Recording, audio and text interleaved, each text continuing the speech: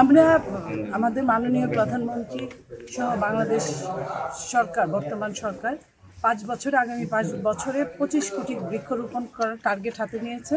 সেই টার্গেট অনুযায়ী প্রথম বছর চলছে। আমরা ইতিমধ্যে যেখানে যাচ্ছি আমরা বৃক্ষরোপণ করছি। পরিবেশ বান্ধব, পরিবেশের সঙ্গে ভারসাম্য রক্ষার জন্য বৃক্ষের কোনো বিকল্প হতে পারে না। এইটা আমাদেরকে বুঝতে হবে, বুঝাতে হবে। প্রত্যেকটা বাড়িতে, প্রত্যেকটা ঘরে ঘরে একজন মানুষ যদি 2টা করে গাছ লাগায়, তাহলে আমাদের যে টার্গেটটা ইনশাল্লাহ ফুলফিল হবে। গাছ মরার পরেও যে কয়েকটা বেঁচে থাকবে, যতগুলো বেঁচে থাকবে, আমাদের টার্গেট ইনশাল্লাহ ফুলফিল হবে। এই লক্ষ্যে নিয়ে আমি আগামী এই কয়েক মাসের মধ্যে জামালপুরে আমি ছাত্রদল, যুবদল যারা আছে আমাদের নেতারা, তাদের সাথে নিয়ে আমি টার্গেট নিয়েছি 50,000 গাছ লাগাবো। 50,000 আজকে আমি এখন প্রজেক্ট ঠিক করে দিয়ে আসলাম। 15টা ইউনিয়নে জামালপুর সদরে 50,000 গাছ লাগাবো। আপনারা আমার জন্য দোয়া করবেন। ঠিক আছে, এমন জায়গায় লাগাইলাম থাকবো ইনশাআল্লাহ। ইনশাআল্লাহ আমরা তো ঠিক দিয়ে রাখছি।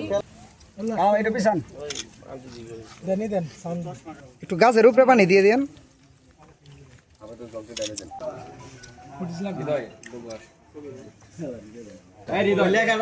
আরে ভাই একটু কলাম যে একটু পিছায় যাও, সেই কারণে বলছিলাম।